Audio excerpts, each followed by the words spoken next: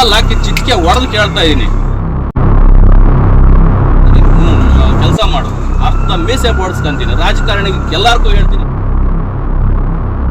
ಏನಾದ್ರೂ ಫ್ರೀ ಮನೆಗೆ ಬಿಟ್ಟು ಸಂಘಟನೆ ಬಿಟ್ಟು ಆಚೆ ರಾಜಕೀಯಕ್ಕೆ ಬಂದ್ರೆ ನಿಮ್ಗೆ ಎಡಮುರಿ ಕಟ್ಟಿಬಿಡ್ತೀವಿ. ನೀವ ಅಥವಾ ನಾನ ಪಕ್ಷದ ಮುಖಂಡನಂದ್ರಿ ಊರಿನಲ್ಲಿ. ಅವಾಗ ಯಾರೋ ಮನೆಗೆ ಕೊಡಕ್ಕ ನಮ್ಮೂರವ್ರು ಬರ್ತಾ ಇದಾರೆ ಅಂತ మీకంతా ఇచ్చల్దో యా కాలం మేము చెప్తేనే ఆయన ఇచ్చేది, ಅದು ಗೌರ್ಮೆಂಟ್ ನಿಂಕ వచ్చిన ಇಂಡ್ಲು ఈయన ఇస్తా ఉన్నాడు ಅಂತ ಕೇಳಿ ಜನಗಿಕ್ಕ ಈಗಾಗಲೇ ದಾರಿ ತಪ್ಪಿಸ್ತಾವ್ರಿ ಸುಮಾರು ಜನ. ಅಷ್ಟೇ ಅಲ್ದ ಇನ್ನೊಂದಿಷ್ಟು ರಾಜಕೀಯ ಮುಖಂಡರಿಗ ಇಷ್ಟಪಡ್ತಾ ಇದೀನಿ. ಏನು ಅಂತಂದ್ರೆ ಸಿಎಂ ಬೈರೇಗೌಡರಿಗಿರೋದು 1.5 ಎಕರೆ ಜಮೀನು, ಯಾವ್ದೋ ಒಂದು ಕಿತ್ತೋಗಿರೋದೊಂದು ಟಿಪ್ಪರ್ ಮಾಡ್ಕೊಂಡಿದ್ದಾನೆ. ಅವನು ಯೋಗ್ಯತೆಗಿರೋದು, ಅವನ ಹತ್ರ ಜಮೀನು ಇರೋದೇ 1.5 ಎಕರೆ. ಅವನು ಮನೆಗೆ ಕಟ್ಸ್ಕೊಡ್ತಾನ.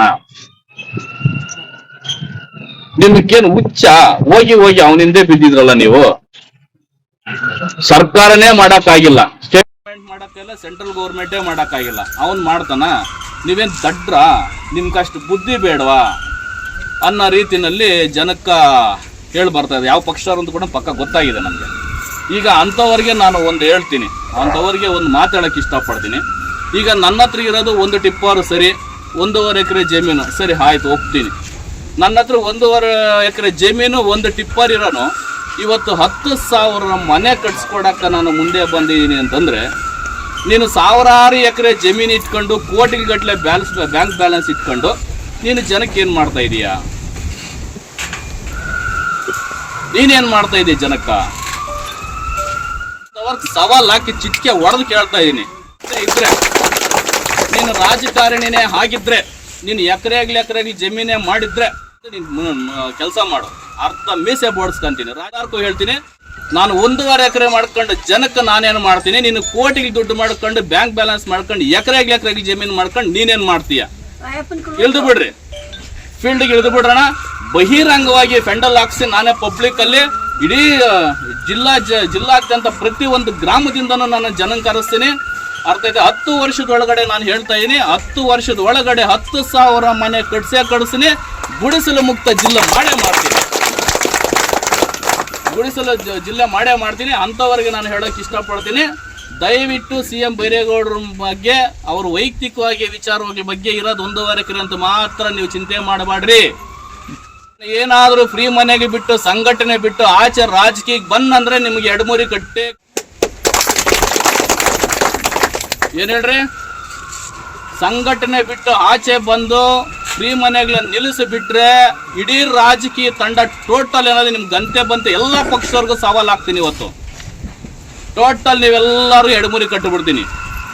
ಬೈರೇಗೌಡರ ಬಗ್ಗೆ ತಿಳ್ಕೊಳ್ಳೋದು ಜಾಸ್ತಿ ಇದೆ. ಮಾತಾಡ್ಬೇಕಾದ್ರೆ ಬಾಯಿ ಹಿಡಿತದಿಂದ ನಾಲಿಗೆ ಹಿಡಿತದಿಂದ ಇರಲಿ, ಅಥವಾ ರಾಜಕೀಯ ವಿಚಾರವಾಗಿ ನಾವು ಈಗಾಗಲೇ ಯಾವುದು ಸಹ ಯಾರ ಬಗ್ಗೆ ಟೀಕೆ ಟಿಪ್ಪಣಿ ಮಾಡಕ್ ಹೋಗಿಲ್ಲ, ಯಾರ ಬಗ್ಗೆನೂ ನಾವೇನು ಇದು ಮಾಡಕ್ ಹೋಗ್ತಾ ಇಲ್ಲ.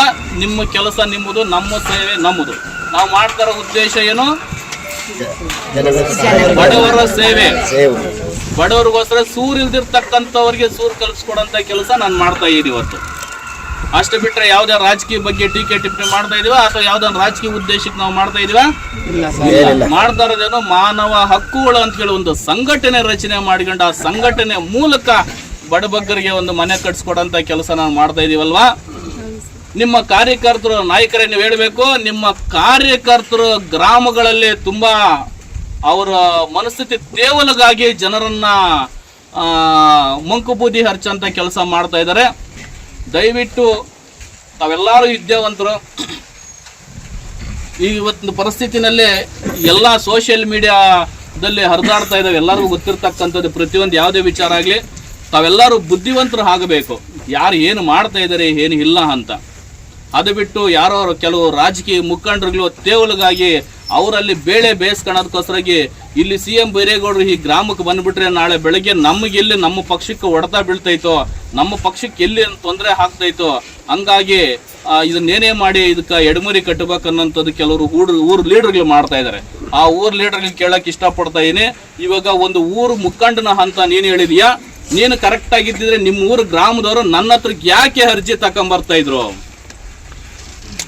ಅವ್ರಿಗೆ ಯಾವ್ದು ಯೋಗ್ಯತೆ ಇದ್ದಿದ್ದೆ, ಅವ್ರ ಹತ್ರ ಯಾವ್ದು ಯೋಗ್ಯತೆ ಇದ್ದಿದೆ. ನಿನಗೆ ಮಾಡಕ್ಕ ಯೋಗ್ಯತೆ ಇಲ್ದಿರೋದಕ್ಕೋಸ್ಕರವಾಗಿ ನಿನ್ನ ಊರಿನವರು ಮನೆಗೆ ಅರ್ಜಿ ಕೊಡ್ತಾ ಇದ್ದಾರೆ ಅಂತಂದ್ರೆ ಆ ಲೆಕ್ಕಕ್ಕೆ ಆ ಬಡವರು ಎಷ್ಟು ನೊಂದಿರ್ಬೇಕು, ಎಷ್ಟು ವರ್ಷದಿಂದ ಮನೆ ಇಲ್ದಿರ್ಬೇಕು ಅಲ್ವಾ? ಹಂಗಾಗಿ ಇವತ್ತು ನಾನು ಹೇಳೋದು ಒಂದೇ, ನೀನು ಮಾಡ್ಬೇಕನ್ನೋ ಸೇವೆ ಇತ್ತಂದ್ರೆ ನಿಮ್ಮೂರಲ್ಲಿ ಬಡಬಗ್ಗರು ಯಾರಿದಾರೆ ಅವ್ರಿಗೆ ಸಹಾಯ ಮಾಡಿಸೋಮಿ.